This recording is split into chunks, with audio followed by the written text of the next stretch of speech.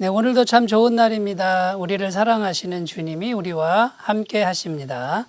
오늘 말씀은 사도행전 9장 1절에서 9절 말씀입니다.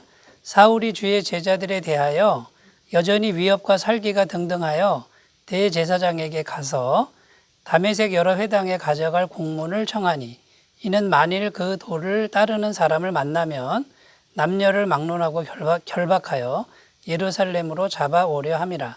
사울이 길을 가다가 다메섹에 가까이 이르더니 호련히 하늘로부터 빛이 그를 둘러 비추는지라. 땅에 엎드러져 들음에 소리가 있어 이르시되, 사울아 사울아 내가 어찌하여 나를 박해하느냐 하시거늘, 대답하되 주여 누구시니까 이르시되, 나는 내가 박해하는 예수라. 너는 일어나 시내로 들어가라.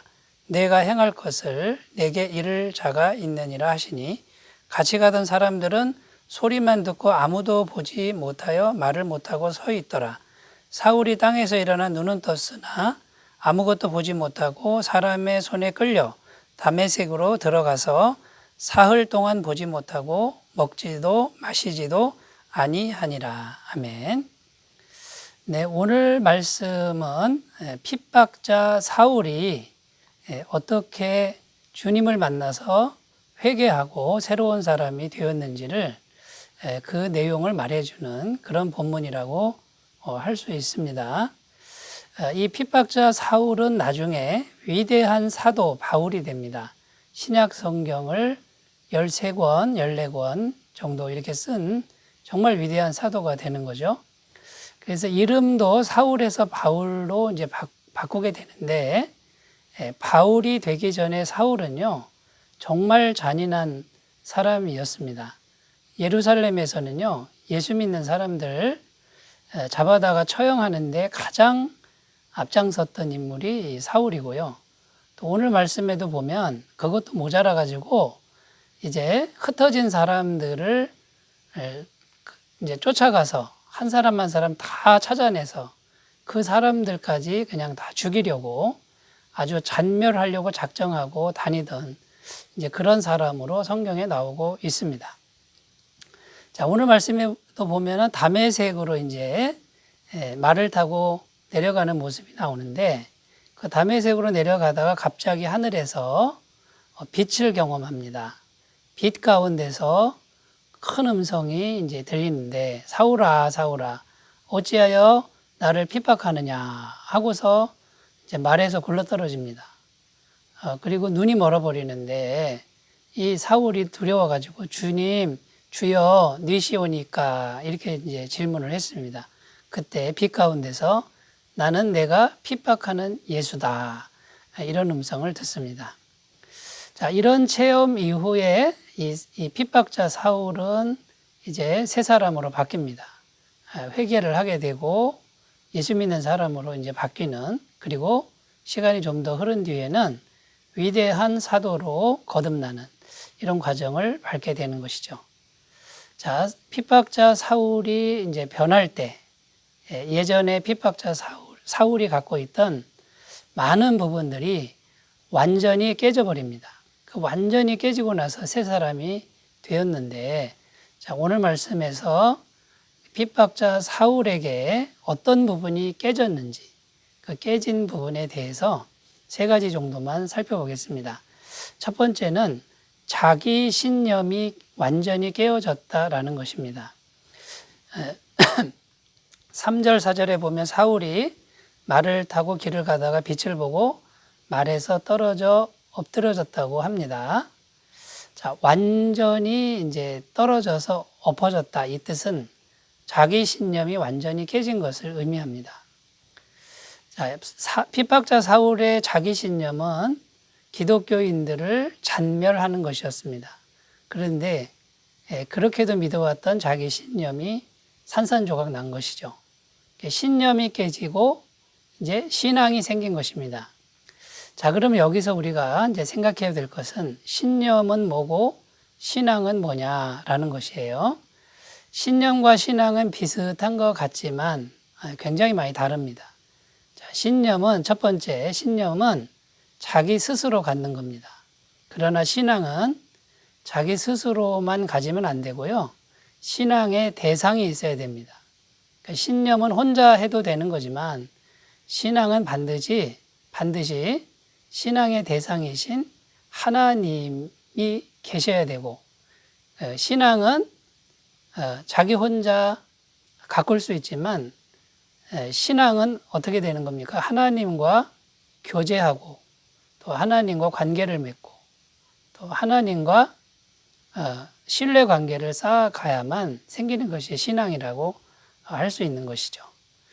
자, 신념을 가지면요, 방향이 잘못될 수 있습니다. 방향이 잘못됐는데도 계속 가는 것이죠. 그런데 신앙은 무엇입니까? 신앙은 거룩하시고 참되신 하나님을 향한 방향으로 가는 겁니다. 그래서 많은 사람들이 자기 신념을 신앙으로 착각하는 경우가 많다는 것입니다.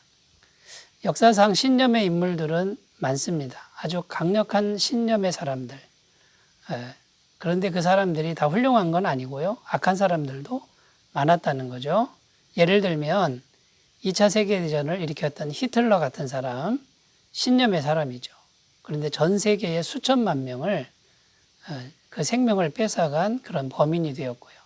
소련의 스탈린 같은 사람들, 또 북한의 김일성 같은 사람들, 전부 자기 신념의 사람들이지만 마귀의 도구로, 악의 도구로 쓰임받지 않습니까? 여러분, 바울에게 일어난 이 신념이 깨지는 사건이 오늘 말씀에 기록되어 있는 것입니다. 그리고 자기 신념이 깨지고 비로소 살아계신 예수님을 만나고 이제 그분을 신앙하는, 그분을 바라보고 그분과 거룩한 관계를 맺어가는 그런 사람들이 되었다라는 것이죠. 자, 그러면 예수님과의 그 신앙의 핵심은 무엇입니까? 예수님의 성품, 예수님의 거룩한 성품, 아름다운 성품을 닮아가는 것이고 그 성품에 자기를 맞추는 것이 신앙의 핵심이라고 할 수 있는 것입니다. 사랑하는 여러분, 오늘 말씀을 듣고 우리가 우리 자신을 한번 돌아봤으면 좋겠습니다. 나는 자기 신념으로 삽니까? 아니면 예수님의 성품에 대한 신앙으로 삽니까? 이것을 살펴보셨으면 좋겠습니다. 첫 번째, 자기 신념이 깨졌다는 거고요. 두 번째는요, 자기 시각, 보는 눈이죠. 시각이 깨져야 한다라는 겁니다. 오늘 말씀에 보면 핍박자 사울은 하늘에서 비치는 빛 때문에 눈이 멀게 됩니다. 자, 이것은 이제 눈이 멀었다. 이것은 지금까지 자기가 보아왔던 그런 시각이 완전히 깨지고 이제는 영안이 열렸다라는 것이죠. 전에는 자기 시각에만 집중했다 그러면 이제는 예수 그리스도의 빛, 예수님의 빛 안에서 새로운 영안이 열렸다. 이것을 말하고 있는 것입니다. 여러분, 그런데 이렇게 자기 시각이 깨지고 예수님을 발견하게 되고 또 예수님 안에서 영안이 열리는 이런 일들은 이거는 인간의 힘으로 안 됩니다. 이건 오직 하나님의 은총으로만 가능하다라는 것이고 하나님이 간섭하셔야만 비로소 된다라는 것입니다. 제 경우를 좀 말씀드리면 저는 중학교 2학년 때부터 수년 동안 교회를 잘 다녔습니다. 거의 개근했고요. 성경 구절도 수십 구절을 외우고 있었습니다. 그런데 24살 될 때까지 이 영안은 열리지 않았습니다. 언제나 육적인 눈, 육체적 눈으로만 보는 시각에 머물러 있었는데 24살 되던 해에 성령님이 찾아오셨습니다. 성령님이 영안을 열어주셨고 예수님이 나의 구원자요 또 하나님은 정말 살아계신 전능하신 분인 것을 알게 하셨습니다. 자, 이것은 육체적 눈으로 보는 게 아니고요. 영안이 열려서 마음으로 믿어지는 그런 시각을 말하는 거죠. 성경을 보면 성경에 나오는 수많은 위대한 인물들이 다 이 영안이 떠지는 경험을 합니다. 아브라함도 그랬고 이삭도 그랬고 모세도 그랬고요. 요셉도 그랬습니다. 여러분, 그러므로 오늘 우리가 말씀을 듣고 자신을 돌아보는데 나의 시각은 육체적 시각만 있는 것입니까? 또 현실적인 시각만 있는 것입니까? 그게 깨지고 이제는 영안이 열려서 보이지 않는 하나님이 확실히 믿어지는 영안이 열렸는지 살펴보셨으면 좋겠고, 이것이 불확실하다면 기도하셔야 됩니다. 하나님께서 영안이 열려서 하나님 계신 것이 확실히 믿어지는 은총을 달라고 기도하시는 귀한 시간 되시기 바라겠습니다. 자, 세 번째, 뭐가 깨졌을까요? 자기 계획이 깨졌다라는 것입니다.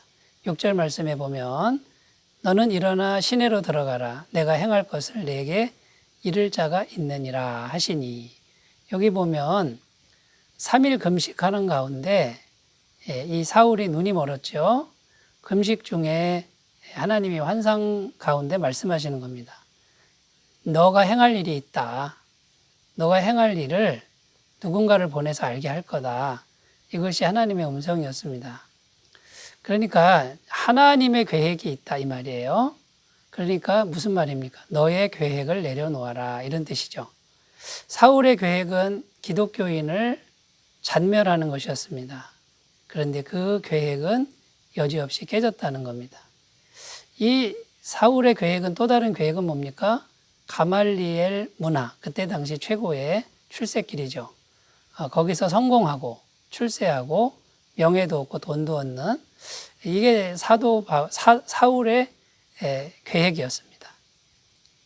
그런데 이제 그 계획을 내려놓고 예수님을 만나고 나서는 그 모든 것을 배설물로 여겼다는 겁니다.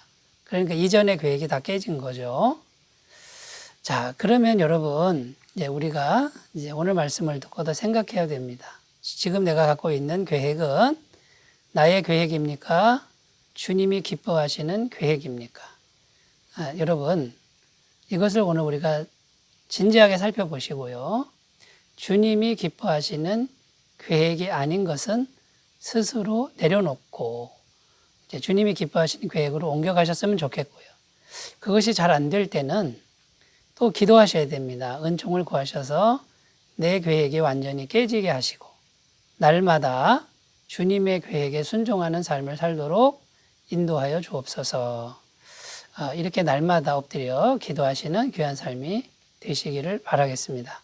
자, 말씀을 정리해 보면, 자, 핍박자 사울이 완전히 깨져서 위대한 사도로 이제 바뀌어 가는데 자기 신념이 깨지고 자기 시각이 깨지고 자기 계획이 완전히 깨졌습니다.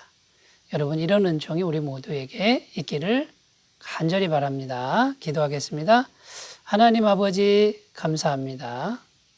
우리들에게도 신념이 깨지고 신앙을 주시고 우리 시각이 열려 영안이 열리게 하시고 또 우리 계획보다 주님의 계획을 찾게 하시니 감사합니다. 날마다 우리를 주님 가까운 데로 인도해 주옵소서. 예수님의 이름으로 기도드립니다. 아멘. 주님과 동행하시는 복된 날 되시기 바라겠습니다. 감사합니다.